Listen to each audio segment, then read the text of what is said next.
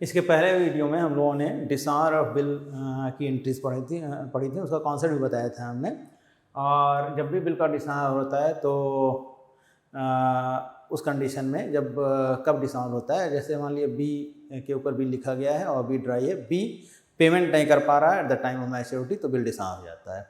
Bill जब भी dishonour होता है तो बिल जिसके पास रहता है उसको नोटिंग चार्ज का पेमेंट करना होता है। ठीक, नोटिंग चार्ज का पेमेंट ड्रावर करेगा या जो बिल रखा होगा अपने पास उस समय तक वो करेगा, और बिल का कैंसिलेशन होगा। तो उसकी एंट्रीज तो हम लोग पहले जान चुके हैं, और आज की वीडियो में उसी से रिलेटेड क्वेश्चन हम देख लेंगे ताकि वो कॉन्सेप्ट अच्छे से क्लियर हो जाए।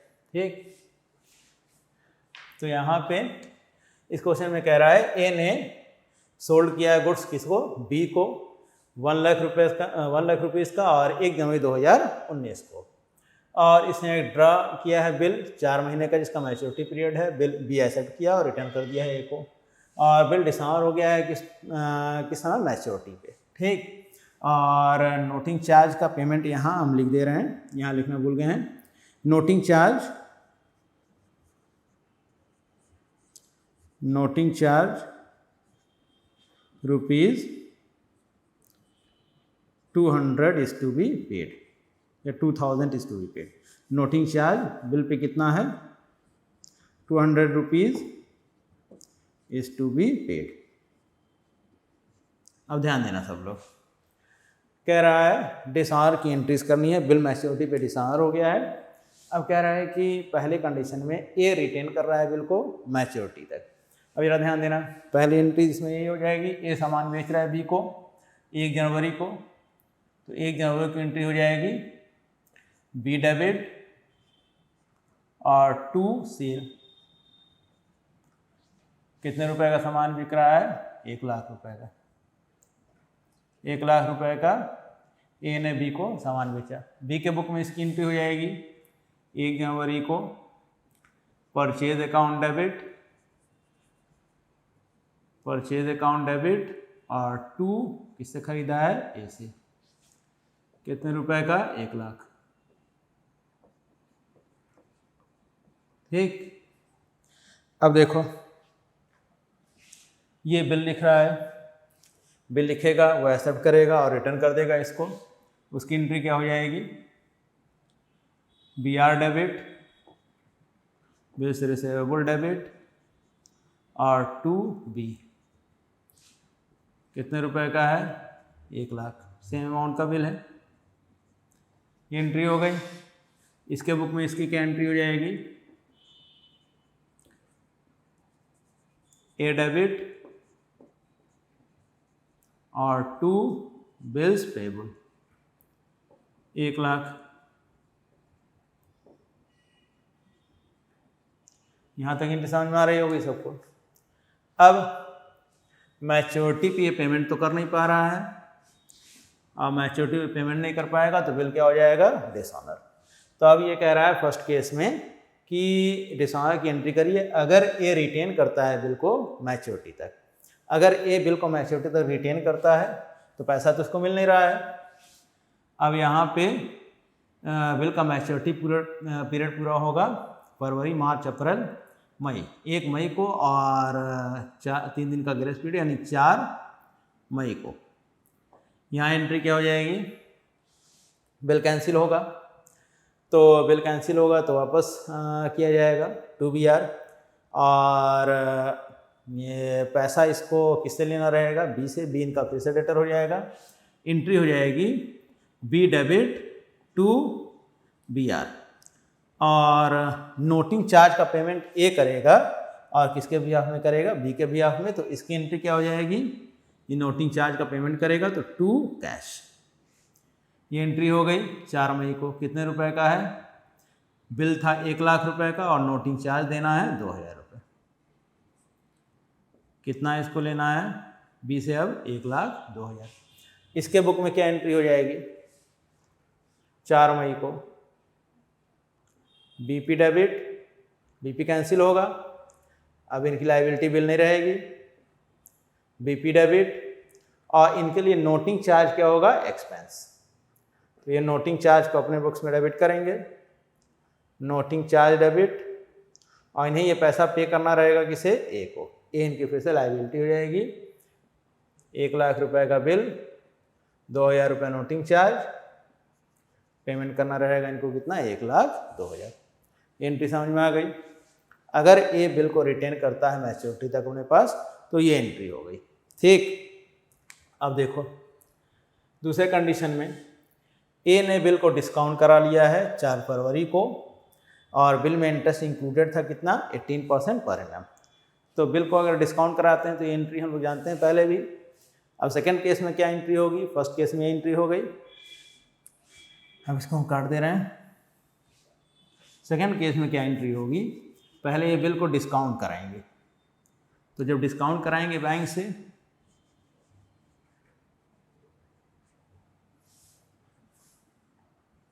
तो इनको पैसा मिल जाएगा कब, 4 फरवरी को। क्या एंट्री हो जाएगी, इनके पास पैसा आएगा, बैंक अकाउंट डेबिट,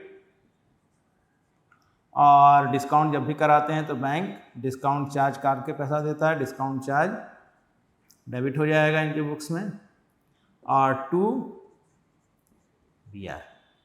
ठीक, बिल 1,00,000 रुपये का है। ठीक, डिस्काउंट चार्ज कितना होगा, कितना बिल में इंटरेस्ट इंक्लूडेड है, 18%, और बिल को डिस्काउंट कराया गया है कब, 4 फरवरी को। तो 4 फरवरी को डिस्काउंट कराया गया है और 4 मई को बिल का मैच्योरिटी पीरियड पूरा हो रहा है। तो 3 महीना अभी बाकी है बिल के मैच्योरिटी में। तो जितना महीना बाकी रहता है डिस्काउंट कराने के बाद उतने महीने का बैंक इंटरेस्ट काटता है। तो यहाँ इंटरेस्ट कितने महीने का काटेगा बैंक, 1,00,000 पे कितना परसेंट इंटरेस्ट है, 18%, और कितना महीना बाकी है अभी, 3 महीना। ठीक, तो यहाँ हो जाएगा 45,000 रुपये। 45,000 रुपये bank interest charge, discount charge काटेगा, और इनको पेमेंट हो जाएगा 95,500 का। ये एंट्री हो गई अगर बैंक से डिस्काउंट कराते हैं तो। अभी इनके बुक में इसकी कोई एंट्री नहीं होगी, इसके बुक में इसकी कोई एंट्री नहीं होगी, नो एंट्री। ठीक, अब देखो जब बैंक्स, अब ये मैच्योरिटी के समय बिल क्या हो जा रहा है, डिसऑनर।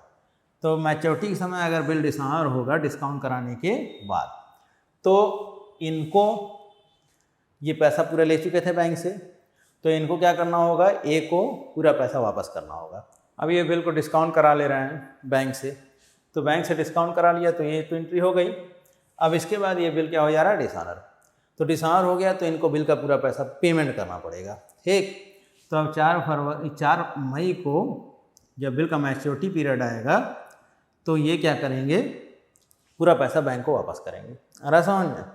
और ये किसके बिहाफ में वापस करेंगे, बी के बिहाफ में। एंट्री क्या हो जाएगी, बी डेबिट और टू बैंक, और साथ में नोटिंग चार्ज का भी पेमेंट करेंगे। तो 1,00,000 तो बिल का अमाउंट हो गया और 2,000 किसका हो गया, नोटिंग चार्ज का। तो 2,000 नोटिंग चार्ज का पेमेंट भी साथ में करेंगे। तो कितना टोटल पेमेंट करेंगे ये, 1,02,000। ये एंट्री समझ में आ गई। अब देखो इसके बुक में क्या एंट्री होगी, 4 मई को बिल कैंसिल होगा और नोटिंग चार्ज का इनको पेमेंट करना है, और ये पैसा इन्हें किसे पे करना है, ए को। 1,00,000 का बिल, 2,000 नोटिंग चार्ज, 1,02,000। इसके बुक में याद रखना कोई चेंजिंग नहीं होती है। पहले भी इसके बुक में यही एंट्री हुई थी, अभी भी यही हो रही है। अब इसके बाद थर्ड वाले कंडीशन में कह रहा है कि ये बिल इंडोर्स कर दे रहे हैं किसको, सी को। ये अब ये कंडीशन हो गया, सबको समझ में आ गया होगा। अब थर्ड कंडीशन में कह रहे हैं कि ए जो है ये अपना कोई इनका क्रेडिटर होगा, जिसे इनको कुछ पे करना होगा, तो ये अपना बिल जो है वो किसको इंडोर्स कर दे रहे हैं, सी को। तो अब क्या एंट्री होगी, यहाँ पे बैंक से डिस्काउंट करा लिया था तो ये एंट्री हो गई थी, सबको समझ में आ गया था।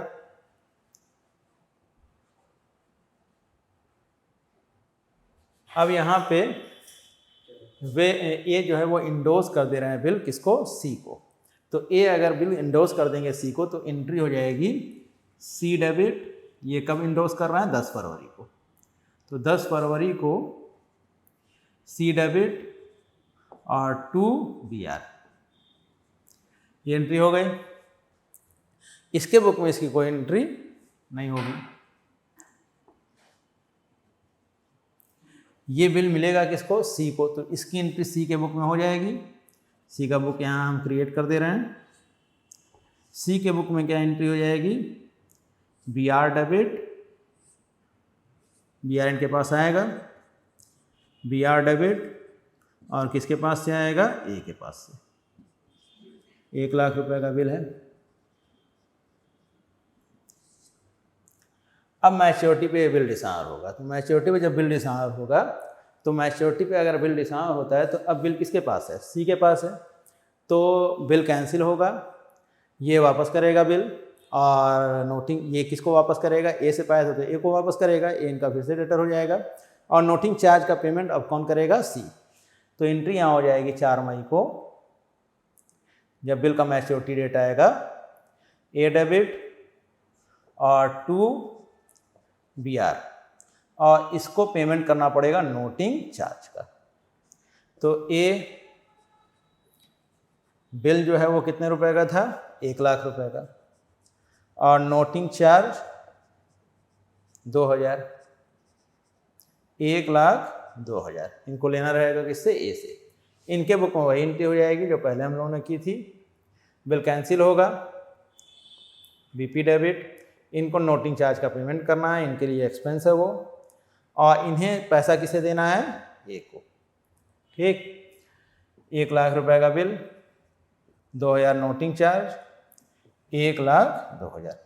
और इसके बुक में अब क्या एंट्री होगी? इनका ए जो है वो फिर से सी, इनका फिर से क्या हो जाएगा? क्रेडिटर, इन्हें पैसा पे करना रहेगा सी को, और बी इनका फिर से क्या हो जाएगा? डेटर।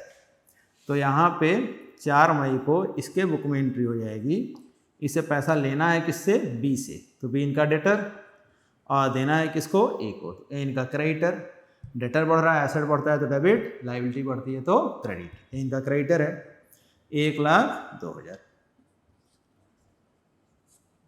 ये एंट्री हो गई थर्ड केस में। सबको समझ में आ रहा होगा? अब देखो फोर्थ केस में क्या कह रहा है? ये बिल सेंड कर दे रहा है बैंक में कलेक्शन के लिए। तो बिल सेंड कर दे रहा है अगर बैंक में कलेक्शन के लिए, तो उस कंडीशन में क्या एंट्री होगी? अब देखो बिल ये सेंड कर दे रहा है बैंक में किसके लिए? कलेक्शन के लिए।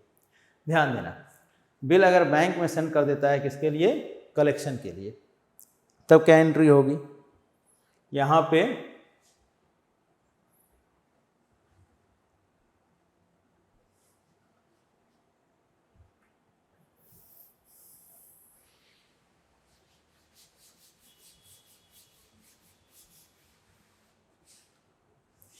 अब ये बिल सेंड कर दे रहा है बैंक में किसके लिए? कलेक्शन के लिए।